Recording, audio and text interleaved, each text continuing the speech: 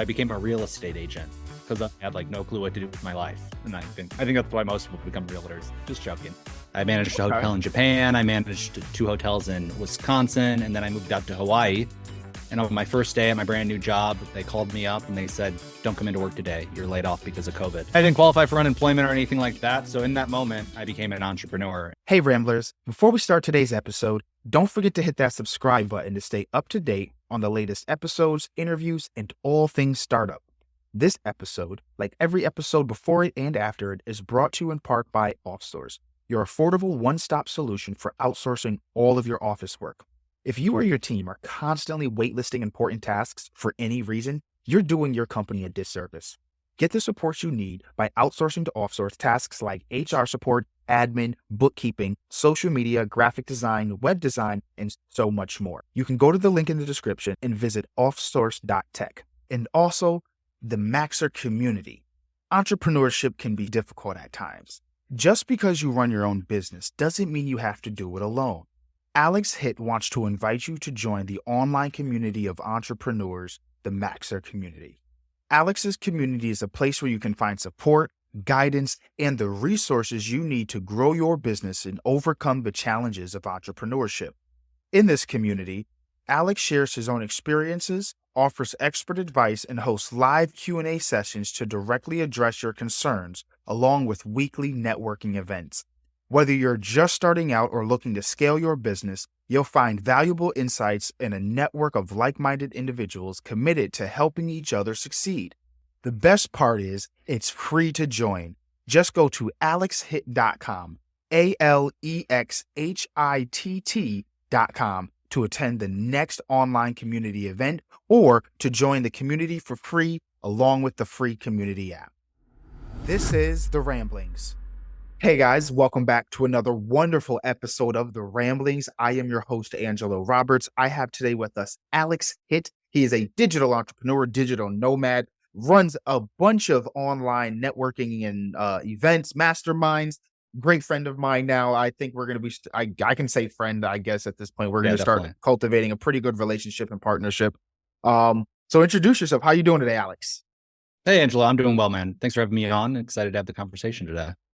Absolutely. We always like to start. Tell us a little bit about yourself. Give us the rundown. Digital nomad. Is there a particular one moneymaker thing that you have? Like, what's your organization? What do you have going on right now?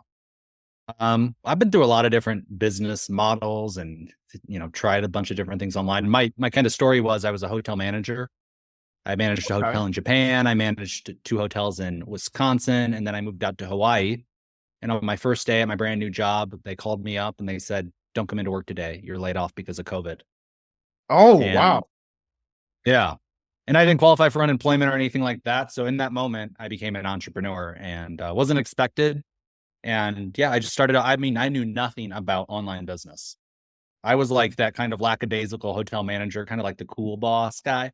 Mm-hmm. And COVID changed everything for me. It was a big wake up. And I had to become like a, entrepreneur online essentially, because that was, really the only thing available. What was your COVID experience? I mean, you were doing this before COVID, weren't you? Or I technically started this like right before COVID. So 2019, I launched the January 1st, 2020, but technically I was doing a lot of building, testing, getting the word out in 2019. But you were well positioned. Yeah. So I was very well positioned. That was my thing was, okay, before the pandemic, I was like, I have to learn how to get people to think someone can work, but not from the office. Like, yes, there's freelancers, but how can I get people to understand the back office? Like, you don't need that front desk person usually. Then COVID happened and then everyone had to go home. And I was like, oh, well, that's one less thing I have to worry. That's one less thing I have to worry about. Yeah. So it was a pretty good, it was like a silver lining for me. Yeah. Hotel management though, that's a little bit different than digital nomad. However, being a hotel manager at different locations definitely gives you that experience to be able to travel. So how do you transition from being a corporate person, if you will, to the entrepreneur digital nomad life? Well, at these hotels I worked at, I did, understand some things about social media. Like at the hotel I worked at in Japan, I posted stuff on social media. It never really turned into anything. And then for the other 2 hotels in America that I worked at, I did some things on social media. I grew up with social media. I was like, some of the first people on Facebook and Instagram. But I don't know if this happened to you. Like when I was like kind of going into college, I was like, I don't like social media anymore. I like deleted all my friends. I like closed all of my accounts. And I was just like, I'm not going to do that. I don't know I why, can't, but I just, so I like the idea of social. I mean, I'm not like, I think I'm more social media than what I actually am in terms of like posting. I miss mhm, when Instagram and Facebook was like sharing like what you're doing on the day to day. It wasn't like this right. it's like either you're a content creator or you're not. I like the idea of like, hey, I'm just sharing and interacting with the people about the idea that I had. And that's so funny. Like back in the day, like when we were first on Facebook, like you'd have that person who would just post every day on Facebook. Right. And they weren't even making money. Like the idea of an influencer and affiliate marketing and It all this didn't stuff just exist. wasn't, It did not it didn't exist. exist. Right. And so people would be like, oh, I posted 100 of my weekend photos onto Facebook. Right. And, I think about that. Like if I just actually did that and had the foresight to just like post on Facebook every day for what, Right. 20 years or 15, however long it's been, like, wow, where would I be now? Because I basically started from scratch when I was what, 27. I think the big thing is that when we were younger, because influencer like wasn't a job, and I don't know if you were on social media at the time, but there was like a wave of like swag isn't gonna pay the bill. Like if you were young enough on social media, there was Yeah. like a wave of swag won't pay the bills, or if you're Right. a real worker, if you're an Instagram model, and now those are the people getting paid. Like they Well, that's what I discovered. So when I got laid off from my hotel job, I didn't like become a social media influencer. I became a real estate agent because I had like no clue what to do with my life. And I think that's why most people become realtors. Just joking. Um, but then I realized, wow, if I want to get clients, Mhm. like I got to post on social media. And I really didn't want to, but I just reached that point where I'm like, well, I can't get a normal job because no place is hiring, right? Um, I have to do something remote. I'm not like I can't code. I was like, I know how to do social media. So I got to the point where I'm just like, what the hell am I going to do? Like social media is the thing. Like if you want to build an online business, unfortunately for you, social media is like a huge part, unless you want to do paid ads. Like you Right. have to figure out social media. And then I just said, what the hell do I have to lose essentially by posting on social? And I gained a whole business and a whole, we can talk about that. But yeah, yeah. I agree though. Like back in the day, it was like social media. Like the reason I kind of left was it was kind of like looked down on. Like, oh, you Yes. post on social media, like that's low class or like that's low status to like Even want to keep a now, social like media. when you do the work, like unless you're directly getting paid from a post, if you're just like, hey, I use this as like a marketing form, it Uh-huh. sometimes can generate leads and things of that nature.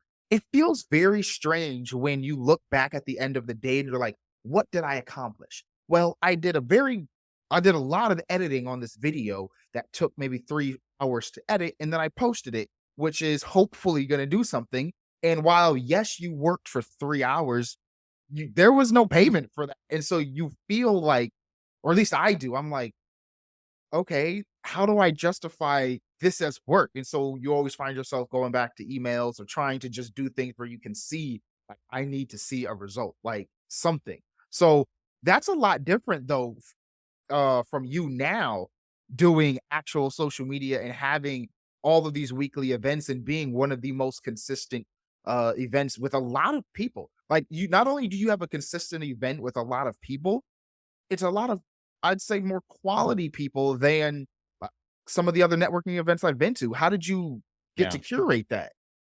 So, one of the things that I found when I was a real estate agent in Hawaii, and I ended up selling 3 houses through social media, which was pretty Oh, crazy. okay.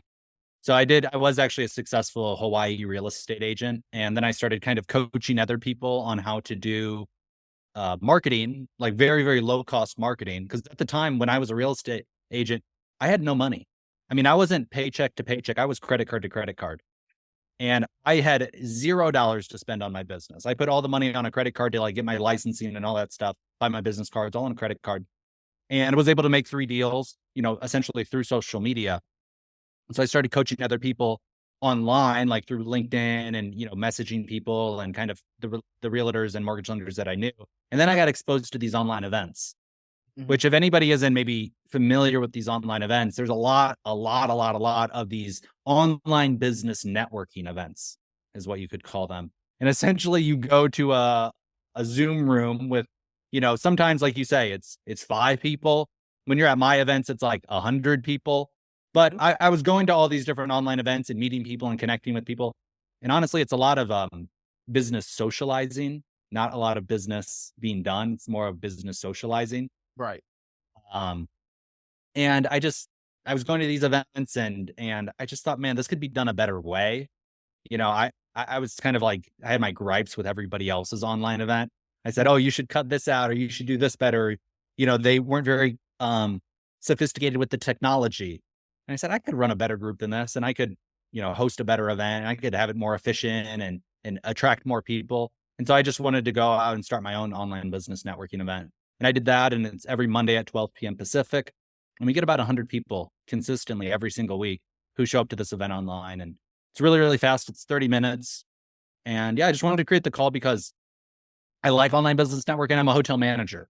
I really identified with that, more than the online entrepreneur. Like I like the hotel management side of things because I'm more of an introvert naturally. So I like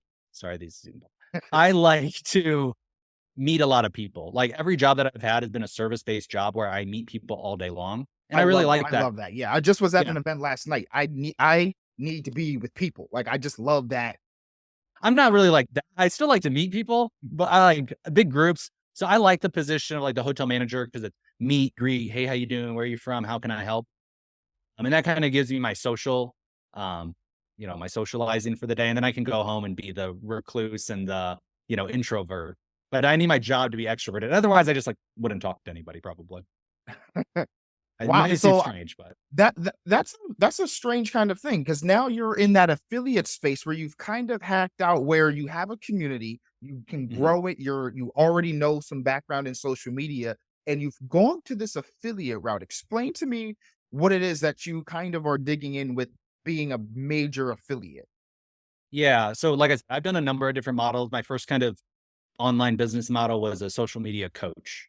And I had a different model where I would do coaching every single day. That was my unique selling point, was I would coach people for 1 hour every day, group coaching. Okay. So 1 hour every day. And I did that every day for 300 or for a year and a half.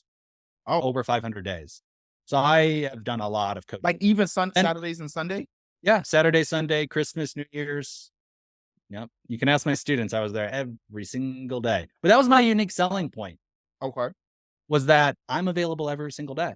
And for a business person who's really busy, having that psychological reassurance that I'm there when they need them every day, I don't know, it just did something. And the interesting thing about it too, when I was doing that, I was a realtor, but I was also driving food delivery in Hawaii, like for Uber Eats, Grubhub, and DoorDash. When I first started selling my coaching memberships, I sold them for $10. So people day? No, a month. Okay. So people would pay me $10 a month and they could get up to 30 hours of coaching. Wow. And I did that because each food delivery that I did made me about $10. So I said, if I can sell one of these memberships, that's one less food delivery I have to do a month. And I just built that $10 a month membership. And then I did $49. And then I did $100. And then I did $200. And then I did $500. And then once I started charging those increased amounts, working with kind of more qualified business people, I realized wow, they don't want to learn another thing. They don't actually want to post on social media every single day. Right. Which I posted on social media. When I grew my TikTok channel, I have about 48,000 followers on TikTok. I posted 10 videos a day for 30 days. And then I posted more videos, after that. But I did 300 videos in a month. Oh my God. And most, and that's just 15-second talking head TikTok videos. Like you're doing the talking. It wasn't even like a meme kind of thing or something. No. Wow. I did 10 talking head videos every day for a month, 300 videos in a month. And in that month, I gained over 11,000 followers. It was my first video that did over 1 million views. And my account just blew up and the rest. I'm telling you right now, I'm going to do that now. 10 head talking videos a month. I think if I do 4, 3, 3 of break it up into meme funny kind of thing, 4 funnies, 3 like sales and then 3 Mhm. how-tos, Mhm. I think, okay, you're Well, onto something here. most people don't post enough on social media. Most people don't post 300 videos in a year. Most people don't post 300 videos ever, right? Right. They post like 7 or 20 or 100 and they think, "Oh, I didn't grow on social media, it doesn't work." It's like social And you have like, to be consistent with it. Like if you've oh been yeah. doing it for 4 years and you've Yeah. posted, 100 videos a year, which Yeah. can average out to maybe a couple of videos in a month, and Right. you're doing that over a spaced out time, of course it's not going to do anything. Yeah, I mean, people need to take so much more action, massive action, right? Like people's idea of what massive action is probably like 10 times higher than what they think they need to take. When I tell people I posted 300 videos in a month, they say, "That's so hard. I could never do that." It's like, first of all, you could. And each one of my videos was, let's say, 30 seconds. Okay. So if I post 10 of those a day, what is that, like 5, 6 minutes of content? Yeah, it's not that much content, actually. You know what I mean? If you're Right. making YouTube shorts. Um, so most people on social media, and that's like one of my biggest pieces of advice is like, you just have to go out there and throw shit against the wall and see what sticks. And once you find what sticks, then you just do that same thing again and again and again and again and again. And for me, I found what that was for me was like tech tutorials. So Okay. teaching people how to use because that was my background, social media coaching, teaching people how to create videos, edit videos, the format of them. And so I kind of found my niche there. Those were my videos I have multiple videos with millions of views now, but um, those were the videos that really took off, were me explaining things to people, teaching people. And so then how I got into the affiliate side of things was I was coaching people, I was helping people. And then I decided, okay, well, I'm going to open up my own marketing agency to like do things for people. Mhm. And I still think it's a great model to have kind of your small service-based business where you're doing things for people for kind of a higher ticket price. But that too is like a hamster wheel, right? The more clients you have, the harder you work. You have to build out the team. And, my kind of epiphany when I started the online job, when I worked at a hotel, Mhm. you were on call 24/7. I mean, if Oh, the fire alarm went off at 2 a.m. in the morning, I'm the manager. I have to go there and figure it out. You know what I oh, mean? wow. Like, so then I got into the online entrepreneur space and I said, wow, this is a lot better because I have control over my time. I'm not on call 24/7. Mhm. But I realized that's kind of like, you know the story of the entrepreneur. It's like, oh, I'm gonna go get time freedom, and then they work more than their 9 to 5, right? That was Right. me. And just honestly through like massive imperfect action, I was able to make a couple of really big partnership deals, which are like affiliate deals, but a partnership deal. Mhm. Um, that was really, really big. And it's passive income over a pretty long period of time. And that's where I said, wow, this is the switch, like guaranteed income completely passively. And now I'm kind of getting that like entrepreneurial dream of like, time freedom, financial freedom. But the caveat to that is I've been probably literally over 1,500 one-on-ones, online Zooms with people, introducing people, connecting people. I've Mhm. hosted online events for every week, multiple upwards to 7 different online events every single week for 2.5 years. You know what I mean? So this is the type of volume and work ethic and just like consistency. You Right. asked like how I get so many people at my event. I've done it every week and I've done multiple other events every week for years. And I've had thousands of one-on-ones and I've struggled financially really hardcore to make this dream work for myself. So there's a lot of sacrifice in it too. You know what I mean? Oh, hey, that brings a whole different tone to it. So, question, weird, not necessarily weird question, but how would you define what your goals are? Like, are you trying to build a massive corporation, a big company? Because it seems like you're fine with rocking just you. Yeah. Yeah. No. It it changes, right? Like for me, at least, it changes. Like what I've kind of wanted, and I dive into things and I take a lot of action on it, and I see it to kind of its end. And I've realized that about the agency, about coaching, about all this stuff. At some point, I just get kind of worn out with things. Like I move quite a bit. I'm a digital nomad, so to say. So like every 3 years, I have to move locations. I've lived in Japan, Colorado, Hawaii. Um, I live in Utah now, so lived in quite a few places, and I just realized about myself, like anything done to an extreme over a long period of time becomes laborious and monotonous and the same thing every day.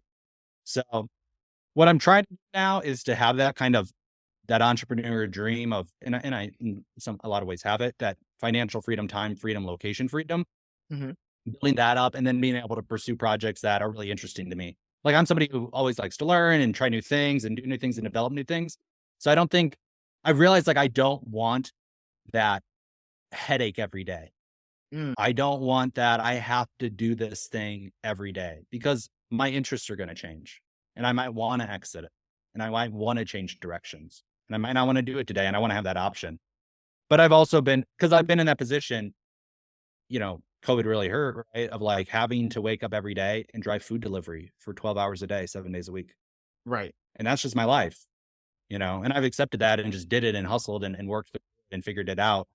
But yeah. So I'm looking to do a little bit more traveling, a little bit more relaxing, but I'll probably always still be doing this online business thing and developing things. Cause I'm not a couch potato in that way of like, I'm just going to sit there and watch TV all day. I'm always trying to do something. I'm Right. very ambitious in that way. Right. I always say people need to have hobbies like that. Right. Will to learn and want to do more is I feel that it allows for us to be able to say, oh, I now have the skill of acting. If you're someone that takes up acting or takes up farming, or if you decided to learn how to code, right? Those are all skills that you can then take and say in a bind, like if there was a pandemic or Right. whatever the next issue is going to be, because history repeats itself, we're bound to have something that keeps us from doing something, whether it's a pandemic, of recession, or whatever it is. You have those necessary skills to put your hustle cap on to say, okay, I can do more than just manual labor. I can do more than just Stop and Shop or Target, or because they may not even be hiring at some particular point. You have those necessary skills and you have that knowledge, and it also just makes you more well-rounded and more interesting. What about you, So man? In your business, you run essentially kind of an agency model, right? And you essentially, you yes. you have that advantage of like your business is virtual assistants taking time off people's plates. So you've kind of set yourself up for, this kind I've of always passive, wanted to do semi-passive thing. But online businesses because, yeah. like, I come from a family of business, right? So my dad's in real estate, my mom's in like mental health facility Mhm. care kind of thing. Sure. And so both of my parents have always been location based in regards to their business. And so from that, it was hard to think about like an internet business. Like even when you think about how companies pre-COVID existed, it was you Mhm. got an office, you recruit from your hometown. A company has a HQ, a headquarters. That headquarters grows, moves to a new location, but you're still based on that location, even if you're Amazon and you can do what you do from anywhere. Jeff Bezos doesn't have to be in Seattle to get work done, but he's in Seattle because that's where the corporation is. I think that, like, when I was younger, the best thing was when the internet was coming, what I can do business over the internet. How can I have my laptop and be on the beach? And for me, it was like, I want to be able to prove my dad wrong. Like, because in his mind, he knows business. Like when he was growing up, when he was my age, had a liquor store, didn't really work, had a like a fish, not market, but like a seafood restaurant or something that didn't work. And it's always been like you're there. You have to grind, you're working, working, working. But when you're on the laptop, you can be working and working without having to be in a particular. I can take this setup, necessarily that background, but go anywhere in the world that I'd like. And I've done that. I've been in Vegas and closed deals like on like West Coast, but doing East Coast business and everything. And I love to travel. Like I've been to Australia, I've been to the Bahamas, I've been to Canada. I love to just travel. And that's something that I always knew I wanted to do. And so for me, it was the internet allowed for me to fulfill my passion, basically. It was the best. Like the internet saved my life, basically. Because before this, I always said I want to deal with numbers and I want to deal with people. And essentially that was financial advisor. Thankfully, I found out what a financial advisor actually is, Yeah. aka you're just really an insurance salesman. You sell financial I didn't understand that really. I just saw like the TV shows and movies, but this allowed for me to really just say, hey, I can like being a CEO, an entrepreneur allows me to deal with the money, the finances, the talking to people, but also dealing with business. And that's just what I love. And it seems like your parents maybe didn't understand the online business. Maybe were My skeptical mom, my or mom more so than my dad, because my mom was an entrepreneur. My dad's a business owner. My dad's a Mhm. businessman. He's not an entrepreneur. I guess, man, well, he did own businesses, but he's not the entrepreneur in the sense of how we think of like, oh, I'm always trying all these new different things. He's your traditional, I went right, get a brick and mortar business. right. I work like a 9 to 5. I invest in my retirement fund, IRS. That's it. My Yep. mom was more of a creative person in that sense. So she did Avon and actually made it work. Wow. Took us on vacations and stuff. But that was her bit of like independent contracting Mhm. entrepreneurship. What Sure. she has now, she has a full team and everything like that.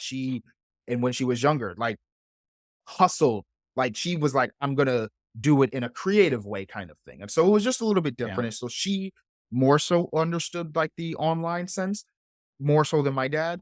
Um, but even that, it still was Yeah. you gotta just they were about that work ethic. Well, this is the interesting thing. Like this online entrepreneurship path wasn't even, I mean, it wasn't even a thought, wasn't even, I mean, the internet wasn't No. around when they were developing and thinking about their careers and what they're going to do with their life. And so my parents, like, kind of when I got into this, they were kind of skeptical and like, are you sure that's going to go work? And Right, even, because you to this had a day, like, legit thing. right. Yeah. I was like a hotel, I had like a legit job. I had a salary, I had benefits, I had all this stuff.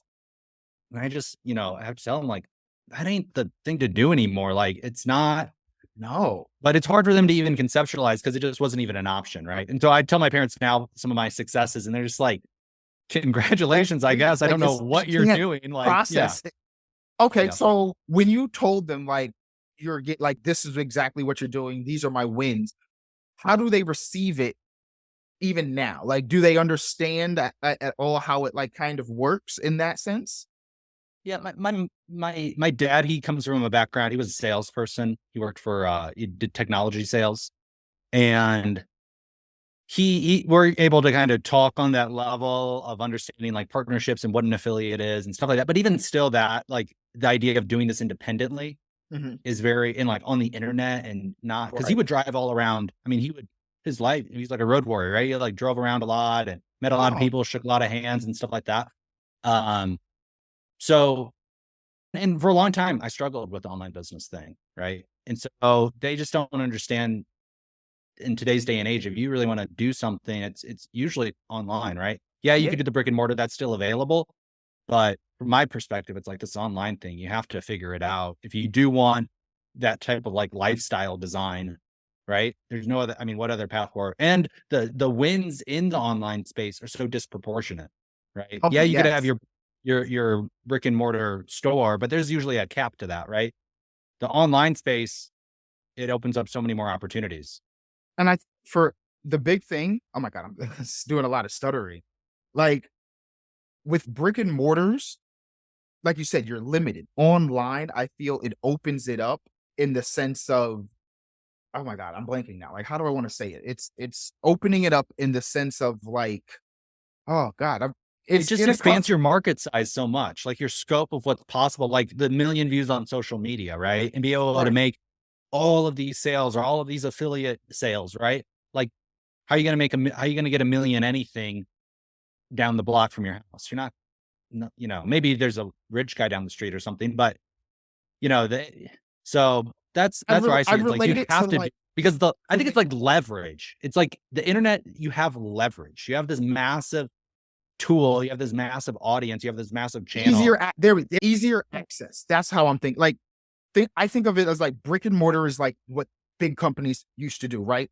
And then the Mhm. way entrepreneurs were able to kind of come in right before the internet was like that, not necessarily just franchise model where you're kind of taking on some of the risks as an entrepreneur, but also that independent contractor of like Avon or even like mobile hot dog stands, right? Like that hot dog stand thing, like in New Mhm. York, that is a Mhm. big business. But entrepreneurs were able to come in and say, I can't have this big store. I can have this little pop up. I don't have to invest as much money. And so I feel like the internet, Right. like it breaks down that another barrier of money. Now, obviously, I'm not recommending it, but you could open a pop-up shop, like pop-up kitchen from your kitchen with a website. Like a website becomes like that new storefront, if you will, instead of selling having like a brick and mortar dog location. You can sell out of your house.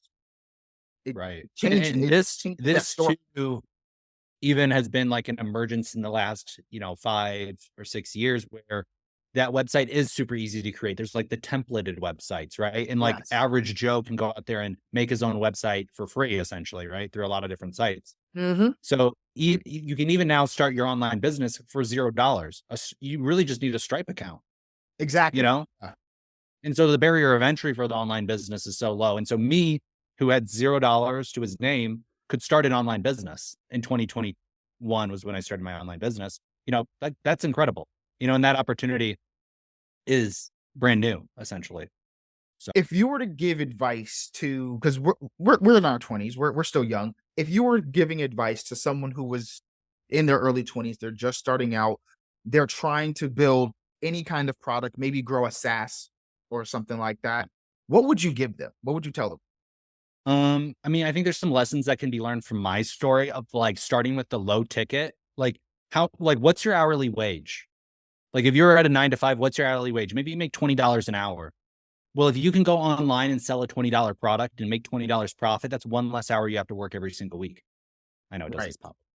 You know, I would also say productize. So productizing means having something to sell Hmm. is really, really important and being very clear about that. People talk all the time about understanding your target audience and having your archetype and stuff like that. That's really just understanding who you're selling to so you can productize and offer, actually sell something. And so my first business was TikTok for business. I'm going to help you use TikTok for your business. And it's Right. $10 a month.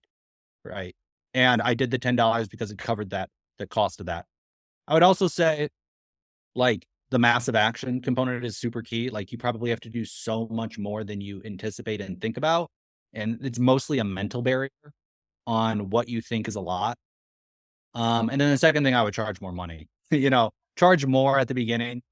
Um, it's definitely fine if you really want to get out of your 9 to 5 Mhm. to like just take whatever you get and hustle your ass off to get out of that 9 to 5. But if you're comfortable in your 9 to 5, just keep it and invest the money into growing the online business and learning and have that additional income because being in the position when you're in an online business and you need to make bills and you need to pay money and you already quit your 9 to 5, you don't, and I don't have a family. I don't have kids. I don't have a mortgage. I don't have a lot of the overhead that a lot of other people have. So, um, yeah, and just learn a ton and try to cash flow your online business like There's a ASAP. lesson in So that you can right there. start. Don't get all of that extra responsibility stuff Yeah. without having things in place. A lot of like people get one win and try to go get a new car or Right. increase their you increased your lifestyle because you started making just a little bit more money. Like Mhm. try to live below your means as much as possible. I wouldn't be able to do this if I had, car payments and student loans and a mortgage and kid, all that stuff. I would have to have the 9 to 5 job and be building the online business, in the evening. And then you're too exhausted, you're too exhausted and you can't even do it. So, and then I would also say really lean into the affiliate offers as much as possible. Start trying to create that residual passive income for yourself. It's probably, it's taken me 3.5 years to build an online income that can sustain me and, somewhat passively, right? Um, but I would have started with that a lot earlier. And Okay. I personally promote like B2B affiliate programs, so business to business, Mhm. like being an affiliate of software. Because if you're a software affiliate, a lot of softwares are monthly. So let's say you have an affiliate to a website platform. Mhm. The average person keeps their website for 7 years. That's kind of an old statistic, but you know, imagine getting paid out on an affiliate agreement for 7 years. And those are the type of opportunities that are available in the B2B affiliate marketing space, which is also brand new, so I would focus if you want to do like a B2B business, you do a B2B business, right? Mhm. I would, if you did have a B2B business, focus on building up those B2B affiliate offers because those can really create you a lot of passive income, and the partnerships too. Forming partnerships like with Angelo, right? If I'm going to give him business, he's going to give me something back. And if I can make that residual and he's got a great business and a high retention rate, that's another way to kind of break free of this. I have to hustle every time I need to make a dollar. Right. So, in what are you doing? I want to get technical. Like that's what I really want to get into for a bit. During when you were doing like 10 videos a day, right? You're doing 10 videos a day talking. Break down that like I want you to get as minute as possible than the details on what that looks like. Are you doing like just a quick 15 seconds you're talking, putting a caption over it and then posting it? Like, are you taking a long piece of content that you might have done, breaking it up, edits, and then post scheduling? Like, get into the day to day for an entire week of what that looks like. So if someone was like listening, they're like, hey, I can come in and I'm just going to copy and do exactly what Alex did, take these Yeah. videos and do that. So it's a great question. So what I did is there is a format to social media, right? There is a formula. And if you can template it out, it's a lot easier to do than trying to come up with everything on the fly. Mm. And so there is a very clear template to a viral social media video. And in the most simplistic terms, it could be said as hook, story, offer, right? You hook them with some outlandish claim or a shocking statistic or a pattern disruption. So at the beginning of your video, you're saying things like, here's 5 tips on how to grow on YouTube, or here's the best way to make $1,000 online. That's a hook, right? That gets them to like curious. You're almost doubting them. And then what I usually say is you do some form of like credibility statement. So I say, here's how to make $1,000 every single week online passively. My name's Alex. I help people develop passive online income, and I have a full-time passive residual income, 6 figures, that type of thing, right? So I'm giving kind of the credibility of why I'm even qualified to speak on this kind of outlandish claim, Hmm. or just like kind of reassuring them that I'm not BSing them completely. You know what I mean? Right. Then you jump into the story, right? And they always say like, stories sell, facts smell. So trying to give a little bit of a story, right? Tell a story. Oh, here's how to make $1,000 online. I'm Alex. I'm a 6-figure affiliate. When I started affiliate marketing, I was doing it all wrong. And I'm telling a story about myself, and that gets people, interested. And then watching longer. It's not necessary. A lot of my videos are like tip-based, tips, tricks, hacks, and secrets. Here's how to get like this formula that I'm sharing with you is a video, Right. right? So um having that template, hook, story, offer, yeah, adding in the credibility statement or the pattern disruption. You could look at, I think it's called like the 7 stages of storytelling. I'll look it up really. Um, You can screen share. Oh, adding, I don't know if I let you know. Yeah, I'm just doing different formats. So like if you want to screen yeah. share, you can do that. Yeah, I mean, listicles are good too. Like, listing things. Here's the 5 websites that I use every day. I use Calendly to book all of my calendar links, right?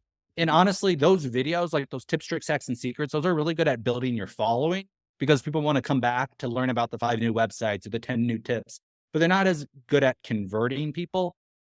And that's where you need to kind of change the content, testimonials, your personal story, diving into a little bit more of the demo or how you exactly help people. So for a long time, I just did the tips, tricks, hacks, and secrets, and that skyrocketed my following, but the conversions weren't there. Okay. Because if I'm just giving you tips, like that doesn't really speak necessarily to how I'm going to particularly help them or, what's the advantage of working with me versus the million other people out there who can do tips, tricks, hacks, and secrets, right? Right. So I didn't really inject my personality that much, but that was a lot because I was uncomfortable posting on social media and I wasn't an expert really. I was like brand new in the online business. So I was just sharing the quick wins and the quick tips that I was learning along the way. The other thing is like I would share a quote. So pick a quote that you like, say the quote. If the quote is good and has, kind of you find the quote online, people probably like it. Meaning if you just say that quote online, people probably like it too. So there's high chance of that. And then just give your commentary or relate that to your topic. Um, Another thing, this is like the biggest social media hack ever. Seriously. If you want to grow on any social media platform, here's what you do. You talk about that social media platform. Why? It's common ground. Everybody on YouTube has an interest in YouTube because they're using it. Right.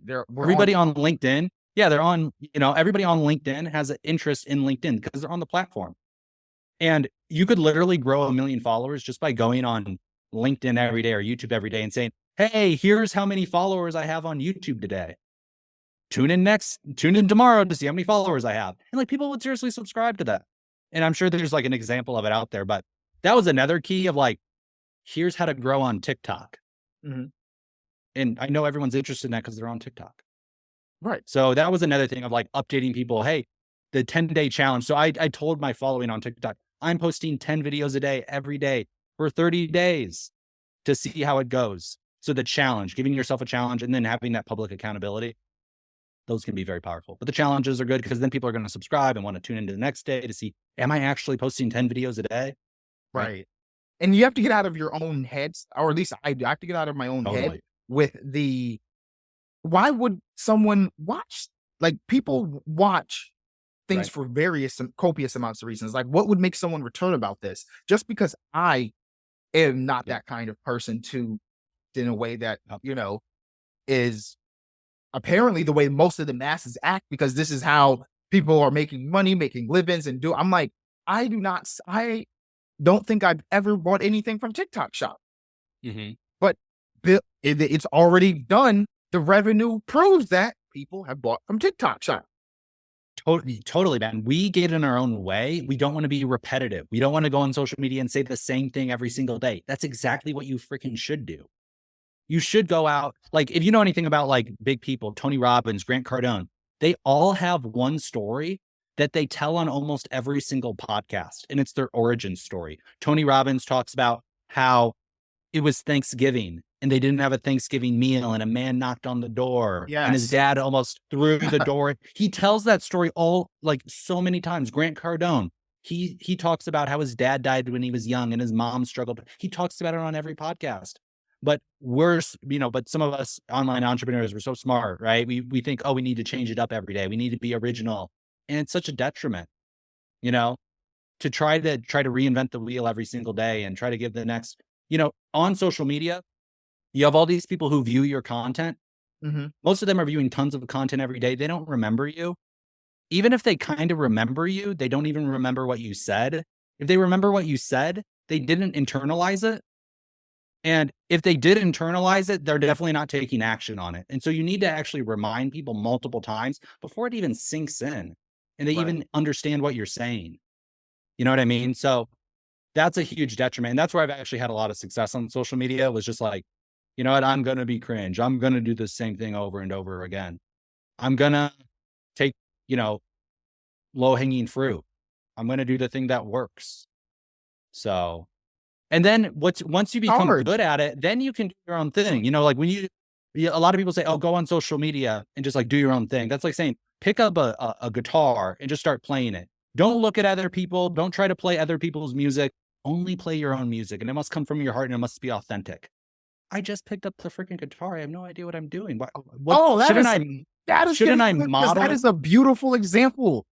That's how people should look like. It's called modeling. You have to model what a successful person does, and then you learn the skills of a successful person, and then you can iterate off of that. Then once you learn the song on the guitar, then you know the strings and you can start making your own music.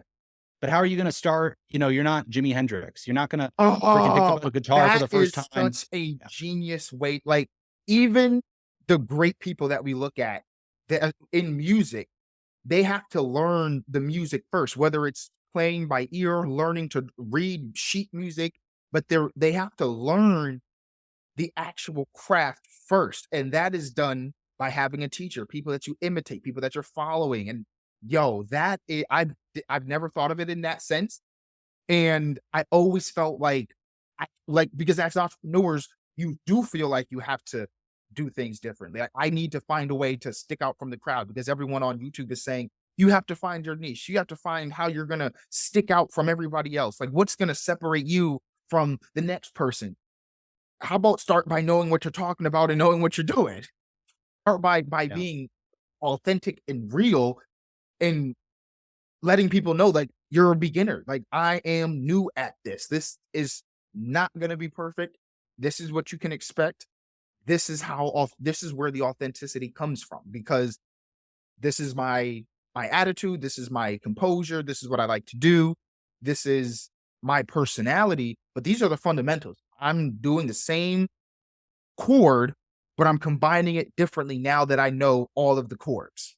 Right. It's like speaking. You have to we as like the language website that you told me about. Yeah. The Pimsleur. Pimsleur. There we go. Shout out to Pimsleur, because you were talking about how we as kids, we don't speak for the first bit of our life. We hear all of this information. We hear all of the words. We say a word that our parents tell us to say, mama, dada, and then we start stringing other words together to create our own thoughts and sentences with our own personalities.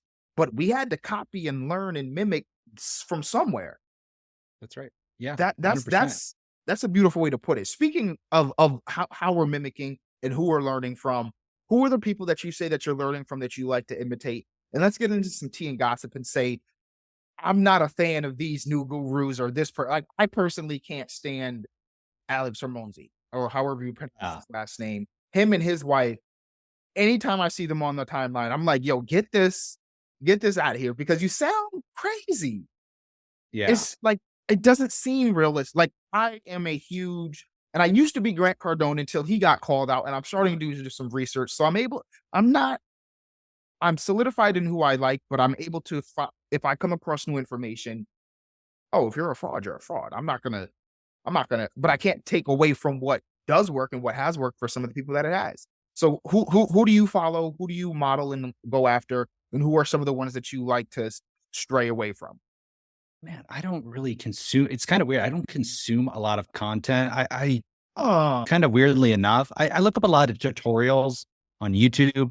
So like a new software that I'm interested in, I go to, look up other, people on YouTube who are doing tutorials on that. I Do don't you really have someone that follow. you really like that you does a lot of good tutorials? I'd have to look it up. One of the tools that I really like right now is that journalist AI, and the founder behind that company, he's really good at educating on SEO. Mhm. And so I've learned a lot of SEO just from that specific one. But man, I don't consume a lot of content, which is weird.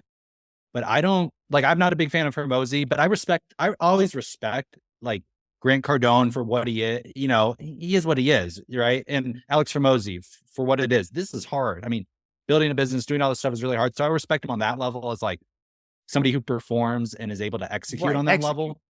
Yeah.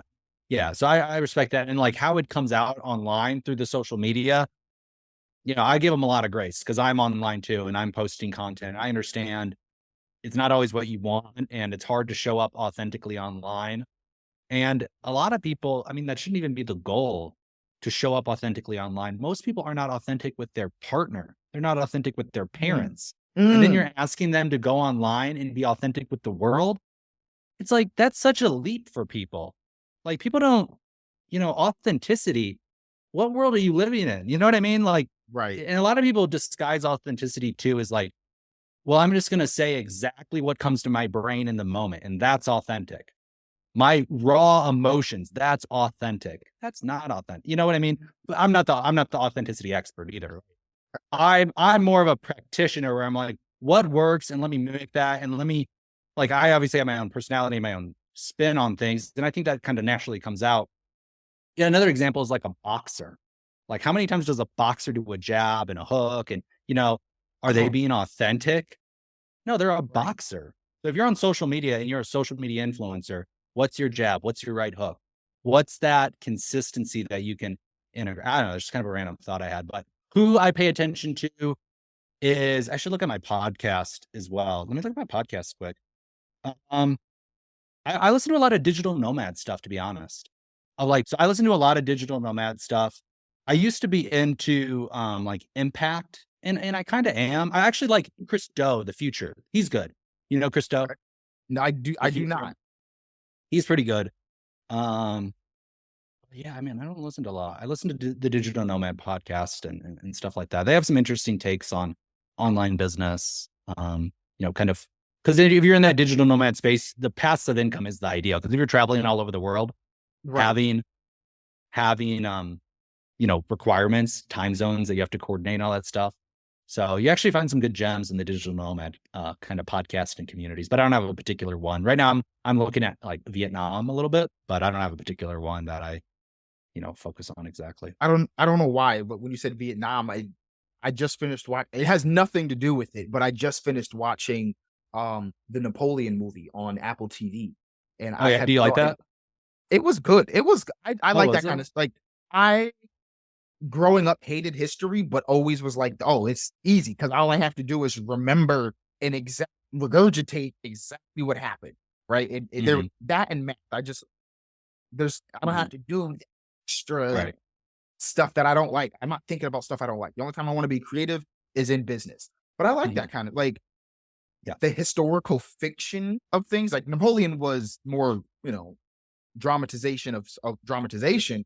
But even watching like Abraham Lincoln or what was the one that Apple TV also just came out with? Airmen that Airmen one or something where like the fighter pilots of back in the day. Sure. Hulu just released Shogun, which actually looks really good. I'm big into like Japanese culture and stuff like, or even just kind of Asian Yeah. culture. Big on anime. Love Mhm. watching like the samurai fights and stuff like that. Mhm. But yeah, that's my kind of thing. And I don't squirrel brain, but when you said Vietnam, I'm like, oh, I just watched Napoleon. I tried to watch that Shogun, and there's like a lot of subtitles. Not that I don't read subtitles, but like Do I you just when you watch TV, do you watch with subtitles?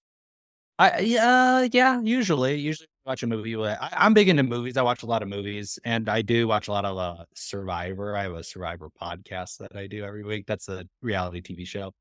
Oh, Uh wait. It's different. You have a podcast about the show Survivor. it's yeah, I'm on the podcast weekly. It's hosted by another like one of my business partners, Bree. Mhm. And we do it every week, and we've interviewed some Survivor winners, and yeah, so it's a fun time. It's just like a hobby kind of podcast. I've been a lifelong Survivor fan. So Oh it's my just god. kinda like a Okay. little yeah. Are you do you like that rough and tugged like lifestyle of like I live like because I follow this guy on YouTube. It's called like the Outdoor Boys or Sure. something, and he like digs igloos and like makes like survivor stuff. Yeah. Yeah, no, I do, I like the tropical island element. I like we're trying to move back to a tropical island. So I like that element of it. I like the politics of it, and I Mm, like it's interesting. You get to really learn about people on that show in a different way, right? And social dynamics and Um, I've just watched it ever since I was young. So like 20 years, 25 years, however long it's been, I've watched this show every single season since its inception. oh my And I god. just, I That's watch like it. my mom with what used to be on The Amazing Race. We used to watch that. Always watched Loved Amazing Race watching too. that. Because it was right after Survivor. So it'd be Survivor and then right after was Amazing Race. It used to be that way. Now it's Oh, not anymore. yeah, like that. I know, like, whatchamacallit. It used to go Dr. Oz, Oprah, Wheel of Fortune, Jeopardy. That that was like Mm. the run for our like daytime television transitioning into the news. So it's funny that like you remember that. That's funny. All right, I, so back in the golden age, it was Survivor, The Office, and then Amazing Race. And I was like, whoa, I that's a long was time. too young. I did not watch The Office until I was in my middle 20s. Yeah, you said I was, like, in my 20s. I'm 31, dude. I'm, like, I'm a little bit up there. So, I Ja, mean, you're I'm just joking. I don't really care. very early Yeah. 30s. Yeah, early 30s, so No, but carries yeah, well, carries well. thanks. So one of the What big you were things. gonna say, though? Go ahead. Oh, I was gonna say one of the big things that we like to do before because we're running up on the thing, and I What don't you want say? to have to take Mhm. a lot of your time. Um, we've asked like, what would you give advice to like an upcoming Yeah. person? What would you tell yourself if you could go back in time? Honestly, man, it's all God's plan. It's just so weird. It's like the allegory of, like, when Jesus is on the boat and he falls asleep and everybody starts doubting, and then all of a sudden he wakes up and he's like, "What are you guys worrying about? I told you everything would be fine." Mhm. You know, like I've had many, many miraculous breaks, many, man. Like I feel very lucky, but the caveat is that I've done it every day. I work every single day, massive action every day. Um, I probably should have charged more. I probably should have done a lot of different things, like charge more, productize better, but not a ton of regrets, man. Like things have just worked out for me. I feel very lucky for that, very blessed for that. And that it all had a reason. Like all these relationships, all these podcasts, all these things that I'm doing. A lot of people who are an entrepreneur, it can seem like it's for nothing. You do all of this work, you do all of this stuff, and it doesn't maybe reflect financially, but you are building something. If you're doing it in a smart way, it does accumulate. It does build something. It's not a zero sum gain. Like, it doesn't, all the work that you did doesn't disappear.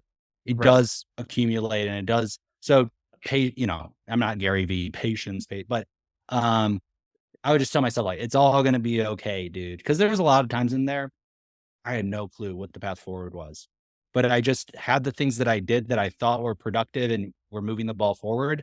And I just had that work ethic of like, I'm going to do it every day until it works and I'm not going to give up. And I don't care if the money is negative and I don't care. I'm not going back to the 9 to 5. I'm going to see it through. Um, but I wish I could add my future something like, don't worry, this is all going to work out. And it's all part of the plan, but Okay, so you'd be it's all part of, because sometimes I'm like, man, it's just when. You're just like, when, when? when, yeah. When? Yes. That is such a yeah. And for me, it was 3.5 years working hard as hell, all the different meetings and all the different things and meeting with Mary Sue from Timbuktu for no reason at all, just for the off chance that something might happen. So it's a slog, it's a grind. But it doesn't have to be that way. Some people get a lot luckier a lot earlier. So luck is such a huge component in business. Putting yourself in the right position, having the agreements and the ability to have big wins, setting yourself up for just the possibility of a big win, and trying to play a bigger game sooner, trying to find those opportunities. But I mean, my story really is like one connection, one thing, one person can change your life in a twinkling of an eye forever, Absolutely. so I really believe in that. And, yeah, you just never know where it will come from. It's usually very, very unexpected. Oh, that was one of the better answers I think we've had to that question on the podcast. So before we officially have to get you out of here, one of the things we always say is shameless plug. Tell us about all of the events that you have. You run the Maxer community. Give us the spiel works. If you're an online entrepreneur, if you're thinking about entrepreneurship or doing this, my story may seem familiar to yours. I help people just like me who were in my position, who have little to no to zero to negative dollars in their bank account. I provide a ton of free education online. I have a number of online events throughout the week that are totally free that you can come engage with people. I'll introduce you to our entire network. There's hundreds and hundreds of people that you can be introduced to very, very quickly. And try to make things very accessible for people. You can attest to that, Angelo. Like, I'm all about accessibility. When I was starting this online entrepreneur thing, nothing was accessible. Everything had a price tag, and yeah, it sucks. So I'm here to like provide that helping hand. I do sell stuff. I do have products. I promote mostly affiliate products. I'm directing people to good stuff. But you can just go to my website, which is my name, Alex Hitt, AlexHitt.com. Super simple. Just look up Alex Hitt online. You'll find me on social. You'll find my website, all that stuff. And everything that you need is on my website, which is alexhitt.com. Say it a couple more times, but yeah, that's it. Absolutely. And as always, guys, the information will be in the chat. All of his socials, you can find him all in the description below, in the bio, in the wherever you're on below. So that's what we have for today, guys. Thank you so much for joining us, Alex, and we will see you next time.